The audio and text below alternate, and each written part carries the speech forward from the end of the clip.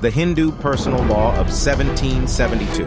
The Hindu Personal Law of 1772 was a significant legal enactment during the British colonial period in India.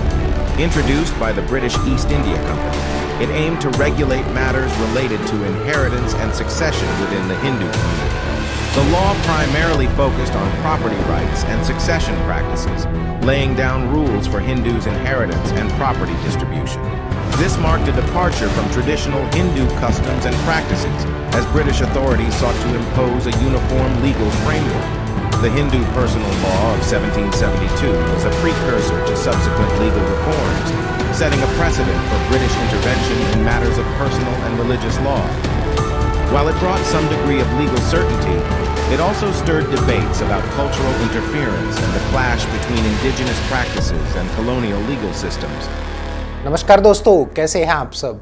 दोस्तों, आज के इस video में हम उन कानूनी बातों के बारे में जानेंगे जो कि हिंदू लॉ और हिंदुओं की शादी से संबंधित कानून के लिए एक आधार का काम करती हैं। भारत देश का जो डेमोक्रेटिक सिस्टम है या जो प्रोसेस है, उसके तहत भारत के सभी नागरिकों को उसके धार्मिक, जातिगत रीति रिवाजों और परंपराओं के अनुसार अपने व्यक्तिगत मामलों जैसे शादी करना, तलाक लेना, भरण पोषण, उत्तराधिकार या अडॉप्शन से रिलेटेड मामलों को अधिनियमित किया गया है। भारत के सभी नागरिकों को अपनी धार्मिक, जातिगत परंपराओं और रिवाजों को व्यक्तिगत मामलों के तहत कानून का दर्जा दिया गया है। इन सभी परंपराओं और रीति रिवाजों को एक्ट बनाकर कानूनी अमली जामा पहनाया गया है और उसको समय समय पर मजबूत किया गया है, उसको अमेंडमेंट करके। तकरीबन सभी प्रथाओं या कस्टमरी प्रैक्टिसेस को कानूनी बल दिया गया है। भारत के मुसलमानों को उनके शरीयत के कानून के अधीन विधान दिया गया है, जो उनके विवाह, तलाक और उत्तराधिकार से संबंधित मामलों को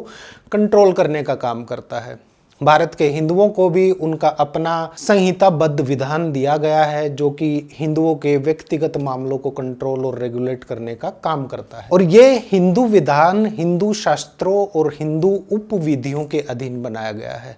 इस विधान में 4 जरूरी एक्ट हैं जो हिंदुओं के व्यक्तिगत मामलों को अधिनियमित करते हैं। ये अधिनियम भारत की संसद द्वारा पारित किए गए हैं और इन अधिनियमों में ये ध्यान रखा गया है कि कहीं पर भी ये अधिनियम हिंदू धर्म की विधि या आस्था पर किसी प्रकार का प्रहार ना करें और जहां तक हो सके प्राचीन शास्त्रीय हिंदू विधि यानी एंसेंट क्लासिकल हिंदू लॉ है, उसके अधीन रहते हुए इन अधिनियमों को कानून का रूप दिया गया है। यानी एंसेंट क्लासिकल हिंदू लॉ है, उसके अधीन रहते हुए इन अधिनियमों को कानून का रूप देने का काम किया है भारत की संसद ने। समय समय पर विधि या मेथड बदलता रहता है, लेकिन बावजूद इसके सब विधियों में रूढ़ि और प्रथा का स्थान ऊपर माना गया है।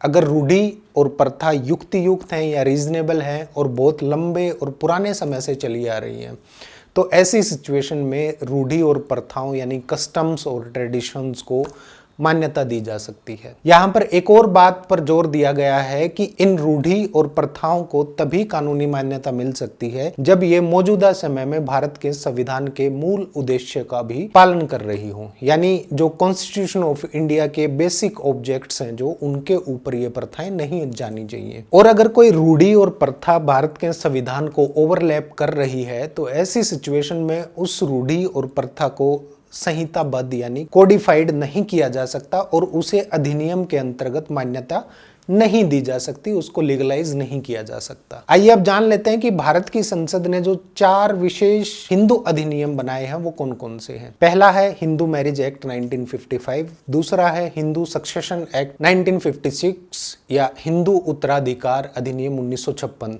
तीसरा है Hindu minority and guardianship act 1956 और चौथा है Hindu adoption and maintenance act 1956। ये चारों एक्ट हिंदुओं के व्यक्तिगत मुद्दों को रेगुलेट करते हैं, जिन्हें पर्सनल लॉ कहा गया है।